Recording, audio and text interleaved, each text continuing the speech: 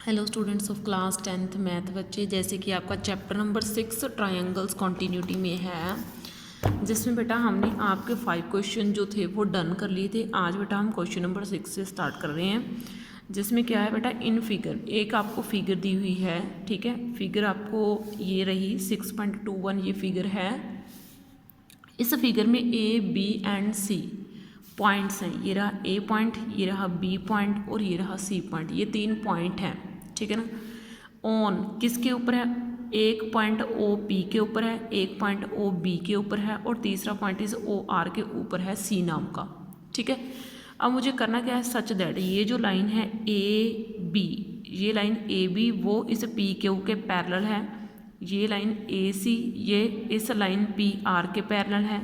तो मुझे शो क्या करना है कि क्या ये बी सी भी इसके पैरेलल होगी या नहीं होगी, मुझे ये प्रूफ करके बताना है। ठीक है, अब देखो क्वेश्चन को मैं स्टार्ट कर रही हूँ। ठीक है ना, पहले तो मुझे गिवन फिगर कौन सी है। ठीक है, पहले मैं गिवन फिगर लिख रही हूँ।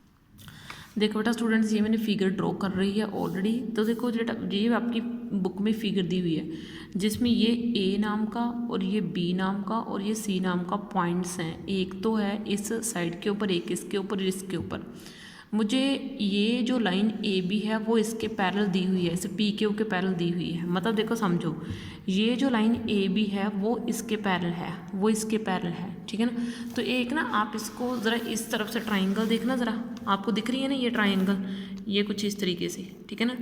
तो अगर ये लाइन इसके पैरेलल है तो यहाँ पे बीपीटी अप्लाई हो जाएगी, यानी कि इस साइड की ratio O A upon A P वो इक्वल आ जाएगी O P upon P Q के, sorry O B upon B Q के। ये इसके ऊपर बीपीटी थ्योरम में लग जाना है। ठीक है ना। अब हम इसके ऊपर यही करेंगे। इन ट्रायंगल मैं लिख रही हूँ कि मैं कौन से ट्रायंगल में वर्क कर रही हूँ, ओ ए एंड पी, या फिर ओ पी क्यू में मैं वर्क कर रही हूँ। ओ पी क्यू में मैं वर्क कर रही हूँ इस ट्रायंगल में, जिसमें ये जो लाइन ए बी है वो मुझे इसके पैरेलल दी हुई है। ठीक है ना, ए बी जो लाइन है वो पैरेलल दी हुई है किसके, इस पी क्यू के। ठीक है, ये देखो बेटा ओ बी जो लाइन है वो मुझे इसके पैरेलल दी हुई है, ये line A B parallel to P Q. तो O A upon A P is equal to O B upon B Q. ठीक है ना। तो ये क्या है, बीपीटी थ्योरम के ज़रिए मैंने कर दिया फर्स्ट।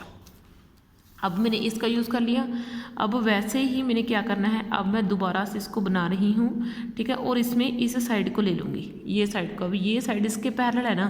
ठीक है ना, तो मैं इसके ऊपर भी क्या अप्लाई करने वाली हूँ, अब बीपीटी अप्लाई जो है वो करने वाली हूँ। ठीक है ना, यानी कि ये लाइन बी सी वो इसके पैरेलल है, तो ये उधर वाली तरफ एक ट्राइंगल बन जाएगी। और मैं लिखूँगी in triangle P O R, ये ट्राइंगल पी ओ आर है। अब मैं इसमें वर्क करूँगी जिसमें A C parallel to P R दी हुई है। ये आपकी ए, इसका नाम ए है, ए सी ये पैरेलल है किसके, इस पी आर के। ठीक है ना। तो मैं क्या करूँगी, therefore O A upon A P, यानी कि O A upon A P is equal to O Q upon Q R. वो किसके इक्वल है, ओ सी अपॉन सी आर के। इसको मैंने सेकेंड का नाम दे दिया और ये भी मैंने बीपीटी थ्योरम के ज़रिए ही लिखा। तो फ्रॉम 1 एंड 2 मेरे पास क्या मिल गया, तो फ्रॉम 1 एंड 2 मुझे मिला। अब देखो ओ ए और ए पी ये तो दोनों हैं इक्वल, तो इनकी ये साइडें भी क्या होंगी भाई, equal. O B upon B Q, O C upon C R.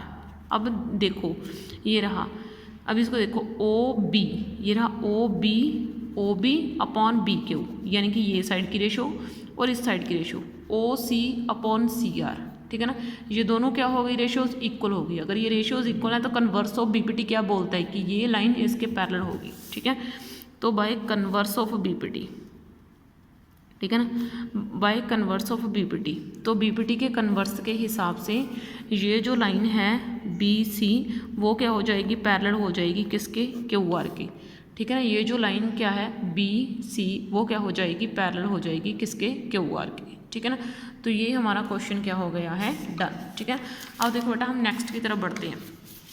अब नेक्स्ट क्वेश्चन है आपका सेवन्थ है, सेवन्थ में मुझे बोला गया यूजिंग थ्योरम 6.1 यानी कि बीपीटी थ्योरम का यूज़ करो और मुझे ये बताओ कि prove that a line draw through mid point of one side of a triangle, यानी कि एक ट्राइंगल मेरे पास दी हुई है और उस ट्राइंगल के मिड पॉइंट्स से, ठीक है ना, ये देखो उसने, देखो ज़रा ध्यान से, prove that line drawn through the mid point of one side of a triangle parallel to another side bisect the third side. अब इसको समझो, इसने बोला ट्राइंगल की एक साइड का मिड पॉइंट हो, दूसरी साइड के पैरेलल हो और तीसरी साइड को बाइसेक्ट करती हो, ऐसी लाइन खींचनी है मुझे, ठीक है। देखो भाई कुछ इस तरीके से करना है, ये देखो मैं आपको समझाती हूँ, ठीक है, देखना ज़रा। ये मैंने इस ट्राइंगल का नाम ABC दे दिया, ये एक साइड ले ली मैंने AB, इसका मिड पॉइंट हो, इस साइड के वो पैरेलल होगी और इस तीसरी साइड को बाइसेक्ट करेगी, ठीक है ना, समझ में आई बात, यानी कि इसको दो इक्वल पार्ट्स में डिवाइड करेगी। तो ये मैंने इस तरीके से जो है ना वो फिगर जो है वो बना ली है, यहाँ से इसके मिड पॉइंट से पैरेलल है इसके और कट कर रही है, बाइसेक्ट कर रही है इस साइड को, इसका नाम मैंने क्या रख दिया PQ, ठीक है ना।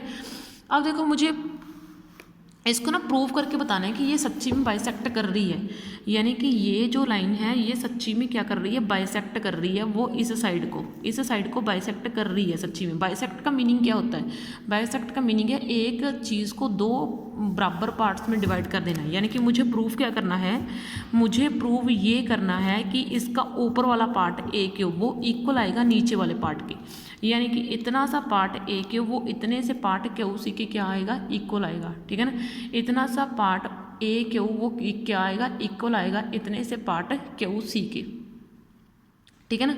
इतना सा पार्ट जो है वो AQ किसके इक्वल आ जाएगा, इतने से पार्ट QC के इक्वल आ जाना है, ठीक है ना।